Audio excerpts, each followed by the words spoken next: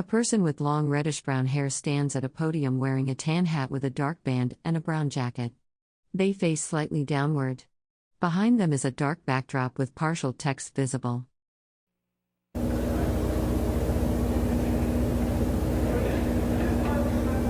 Good morning. I would like to introduce you and welcome you to the Core Discovery 2. We are doing by land what Lewis and Clark were able to do by water, which is to follow the Lewis and Clark Trail. This is a commemoration of the bicentennial, and so true to 1806, whenever Lewis and Clark were making a hasty return to St. Louis, so are we. We've got about 6 months, and we'll be back in St. Louis this September. Every town that we go to, we get local presenters to come in and speak in the tent of many voices where you are right now. And so this morning, I would like to introduce you to Patricia Allen. She's a member of the Culture Committee for the Confederated Tribes of Grand Ronde. And this morning, she's going to talk to you about living off of the land. So if y'all please give Patricia a warm welcome, we'll get started.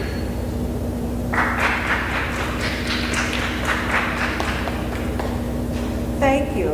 I'm great-grandma, grandma, and aunt, and I was raised customarily traditional all my life from where I was when I was very small. But the title of my talk here is Living Off the Land, and what I'm going to talk about is how I was learned this, and I learned from my grandma, who was a tribal member from Grand Ronde. Her name is Pauline Cora Warren Johnson, who lived to be 94. In comparison with my great-grandfather, John Machino, who was of Clackamas. My grandmother was of the Umpqua Road descent. So I'm going to talk about these things because of the reasoning. You know, we have seasons for all the harvests that we gather, which now we're going to be into the salmon season, the root season, and the camas. And these seasons, before we even start doing these seasons, we have a ceremony, which will be happening April 23rd. The harvesting of these foods are the medicinal purposes of our body to survive. We have a blessing ceremony thanking the Creator for our survivals, enabling us also to find these foods. We ask for the safe journey because we travel a long ways for these. We go to the waters for the salmon. We go into the earth, into the lands, the flat lands for the roots.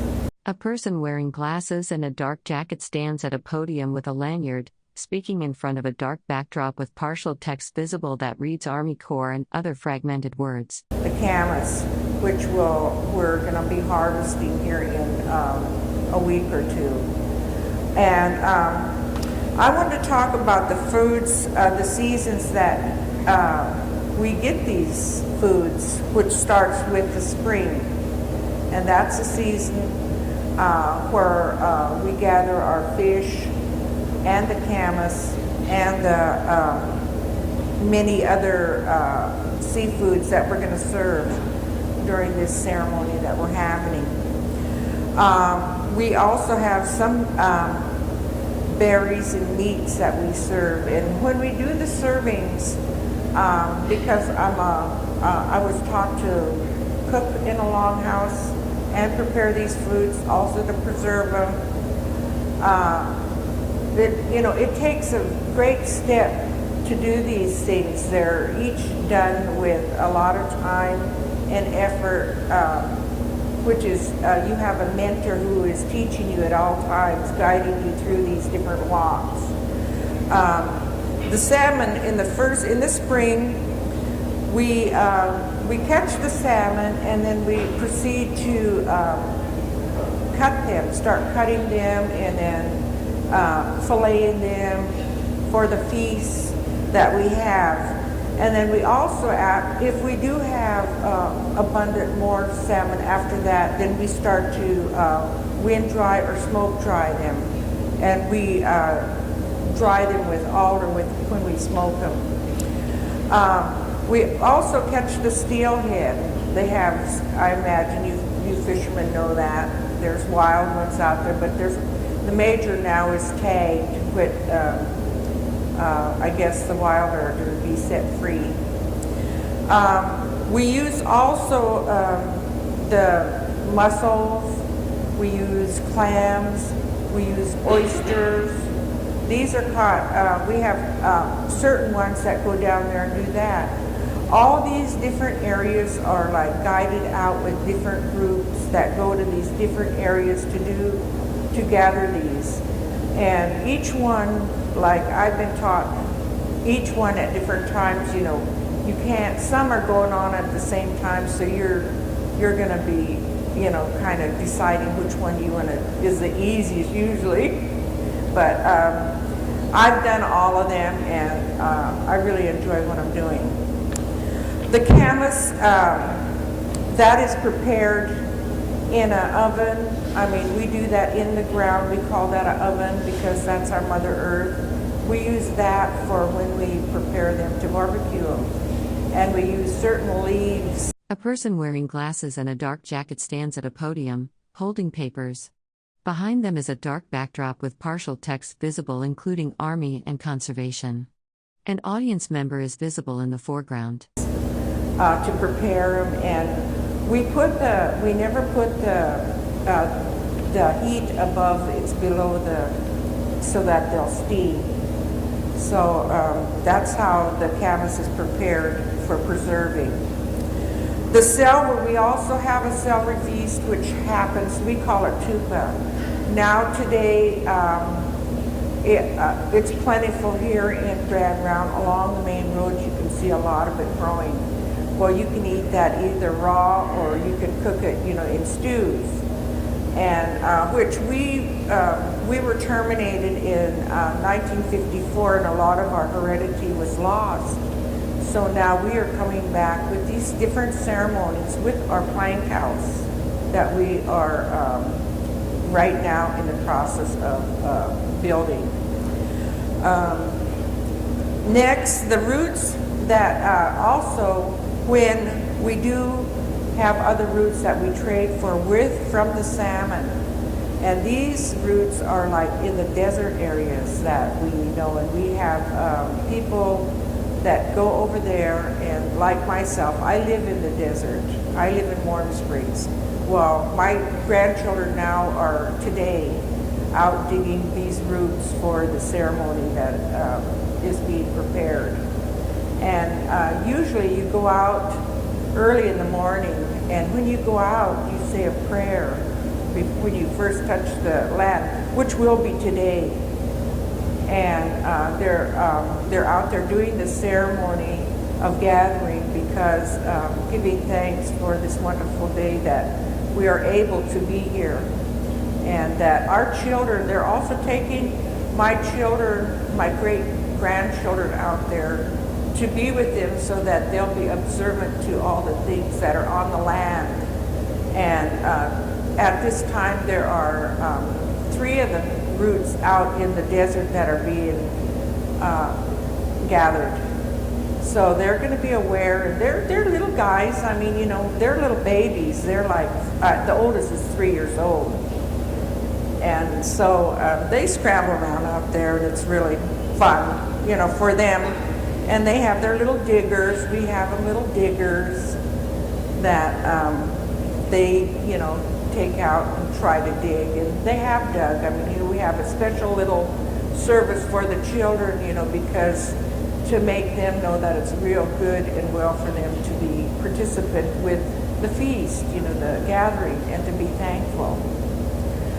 In the summer seasons, we start the gathering of the berries and the herbs and the... A person wearing glasses and a dark blazer sits at a table in front of a banner with partial text reading resource. Conservation. Army. Corps. Artman and Ment. They hold papers and wear a lanyard. Seafoods, the wild tea, and the wapato.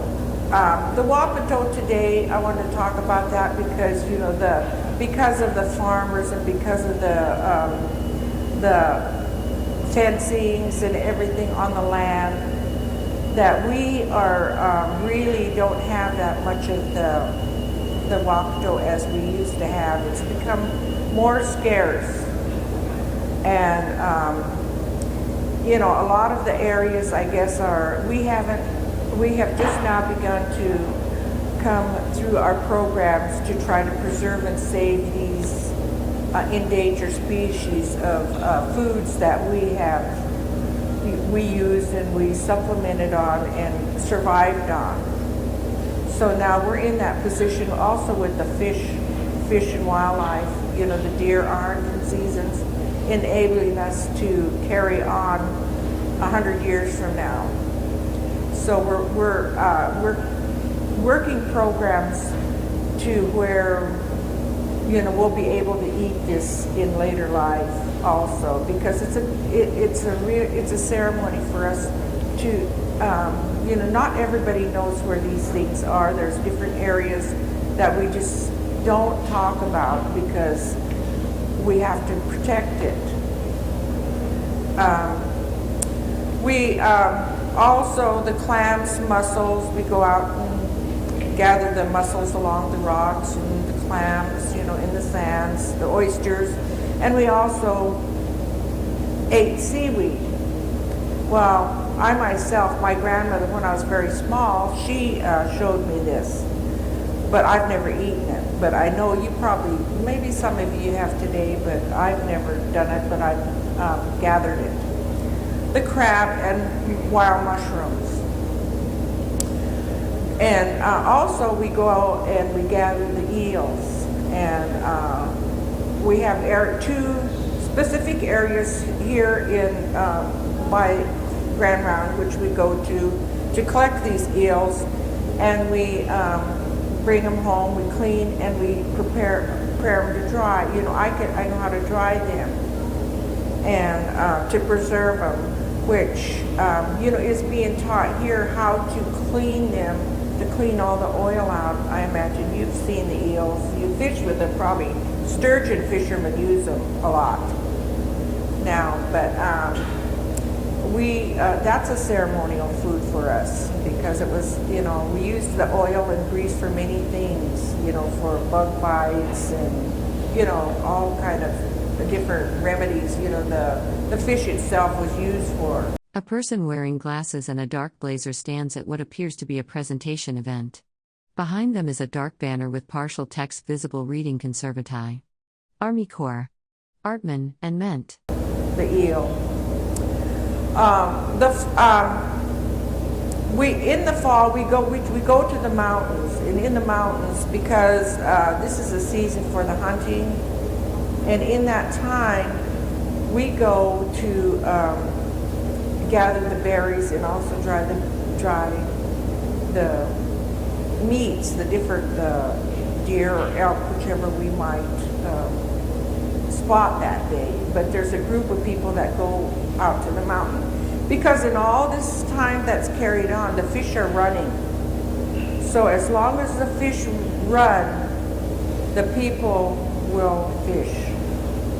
As long as the seasons, different seasons run, they will be there gathering, doing all these different foods until, you know, to find them to preserve for their winter.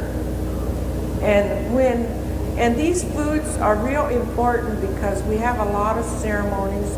We use them in many ceremonies. And the most sacred one is when we put away a person, an elder, or somebody who has passed away. This food is used always. We are never without it. So through this period, we have to preserve and gather up a lot of this. I mean, and it's a group of people. It's not just me. It's a group of people, families, who gather this. It's not everybody. It's just different groups. The medicine people, they are considered the medicine people, because this food that they are gathering is the supplement that they use in ceremonies that we can continue on existing and being who we were brought here to be, and to be proud of who we are, because we are existing yet today. And we also go, when we go to the mountains, we go for the huckleberries, elderberries, or the thimbleberries. These things, all of these things in preserving are dried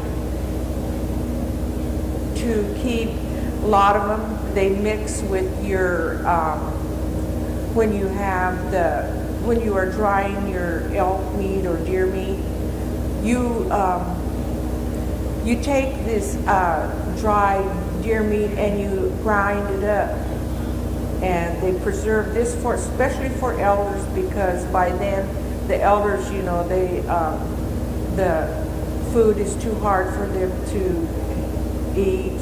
Well, how they preserve this is they grind it up and they grind these berries up. A person wearing glasses and a dark jacket stands at a podium holding papers. Behind them is a dark banner with gold text reading Conservati, Army Corps, Artman, and other partial words. And they mix them together, which will bring the sweet and the substance, the protein from the meat for them, so that, you know, they don't have to work at eating something that would normally be okay for a younger person. But when you get older, your digestive system is hard to digest a lot of foods. So what you're going to do is you're going to prepare for your elders, because we respect, high honor our elders, and we take care of them, and we try to, you know, help them all through their life, you know, after they've become, because they were our mentors. They were our teachers who taught us all these different things.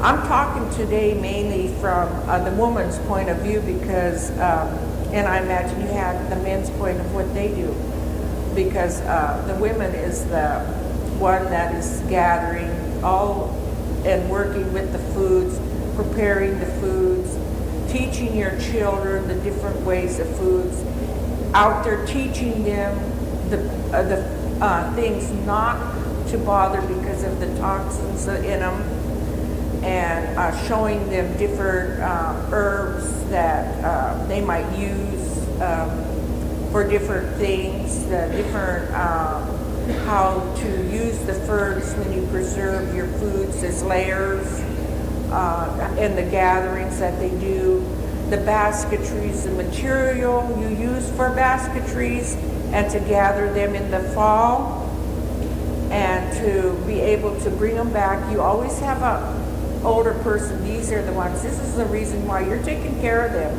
They're sitting like I am, waiting and taking them to these different areas where they can gather and do all these things that they're taught to do. And so my grandmother was a great one, because she taught all of us children. We were out there, you know, gathering, scrambling, doing all these things.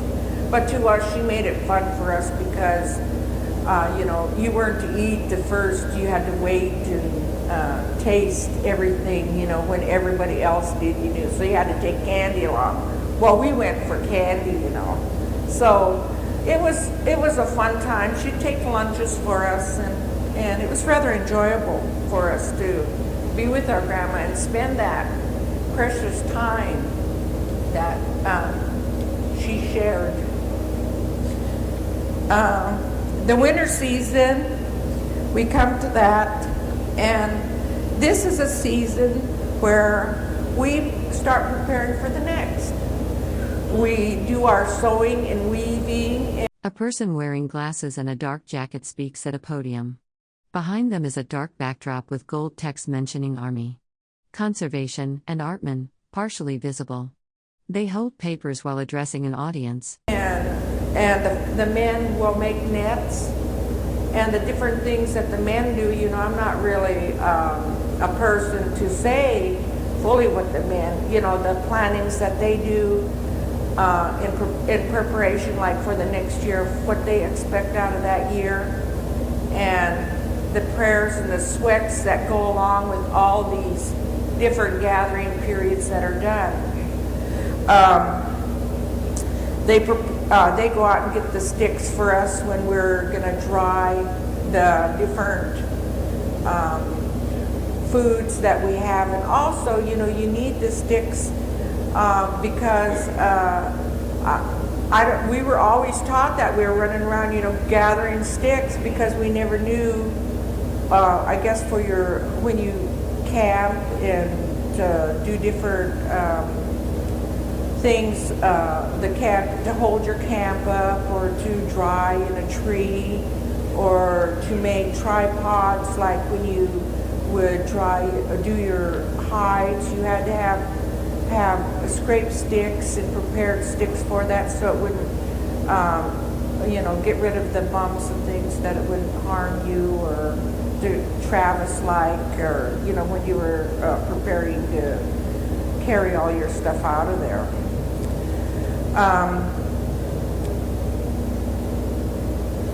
The materials, my grandmother and them, there's different areas. You go to the mountain for your berries and things.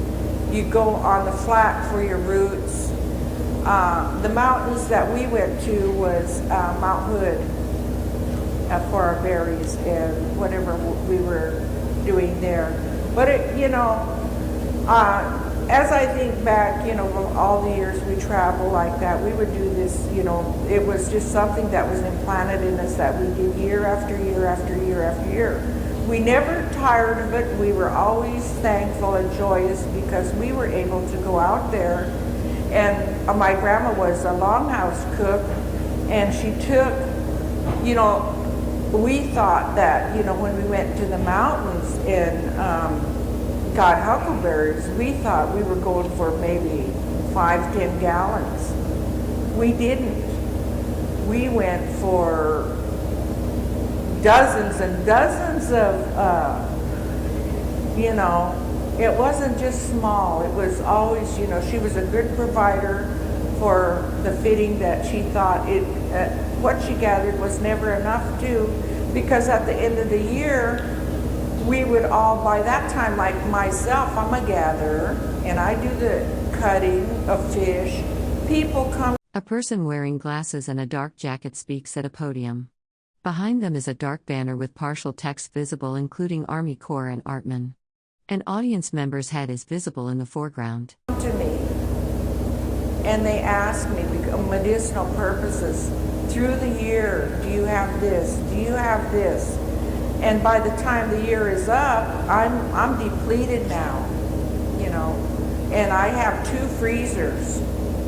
I have 2 freezers. What I put, like if I can't dry my roots or whatever I have to put them in there and freeze them, and it's still preserving, you know, in the freezer. But I can't. If we don't have sun in the summer, I'm going to put it in the freezer because, you know, then like in gallon bags, and then like during summertime I have 50 to 100 in there because of, as the year goes on and the ceremonies that are, if I'm unable to be there, then I'll automatically take it there, have my kids call them up and take it there because they need to use this, because this is the medicine that we use. It's one of the medicines, you know, for all the people of healing. And healing we think is healing your body, but we're talking about spiritually, because the Creator gave these foods to us. And this is what we were taught from the very beginning of time. And now, a lot of the things that we do have are being extincted, you know, from us. Like some of the trees are going, and the Wapato is very, you know, we don't have that much anymore like we used to, plentiful for, you know, the land, and because, you know, we had the population. But still, we have to keep the teachers around that knows these things, that we can instill our children who are from here in Grand Round the histories, and to let them carry on to what has been happening, to where we were when we were terminated, there was a great span there where our children were lost. And a lot of them now we have really enthusiastic people, who the children are being taught the language and everything. But I'm thankful, that we are still here, able to bring our family and our tribe back to the true identities that they need to have to live. And that right now is about all I can think about. But if we have any questions out there, yes? A person wearing glasses and a dark jacket stands before a dark banner with gold text mentioning resource conservation, Army, and Department. They have long dark hair and wear a beaded lanyard.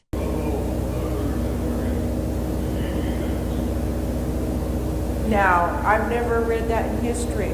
I mean, I've got documentation back to my grandfather, who that's like 2 other generations from me before the reservations, and I haven't heard it.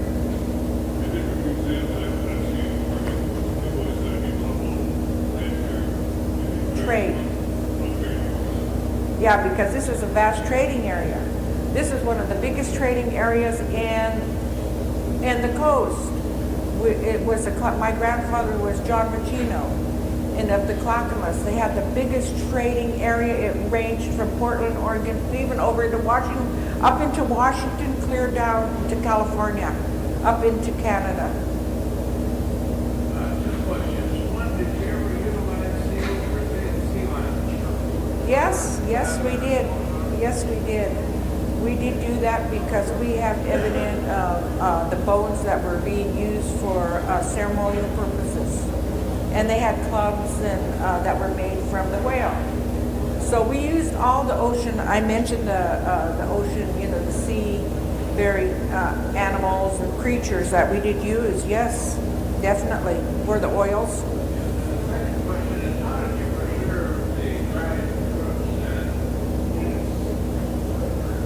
Dried fruits and meats on the side of the Cascades from mold and mildew. Salt would be unhealthy if you used too much of it for everything. Well, they buried them. They buried them, and they had casks, and they used basketries.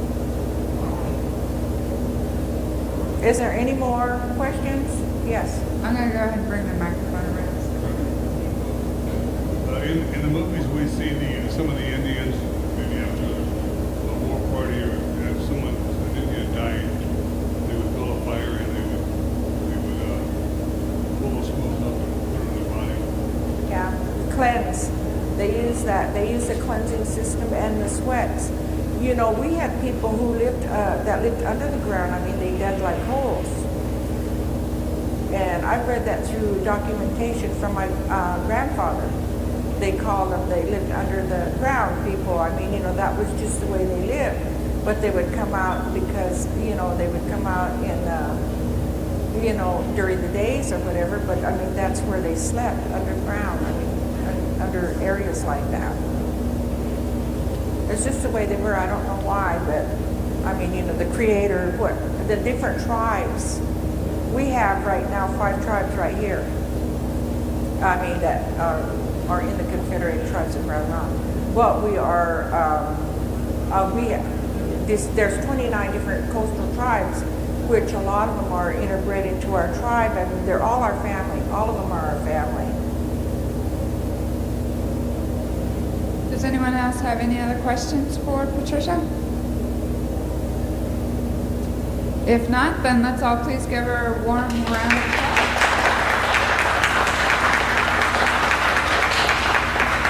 A person in glasses and dark clothing stands on a stage speaking at a microphone. 2 attendees sit in the foreground facing the stage. Behind them, a dark banner displays text listing various U.S. government agencies and departments. I want to thank you all for being here and listening. Thank you. And our next presenter is at 11 o'clock. It's Tony.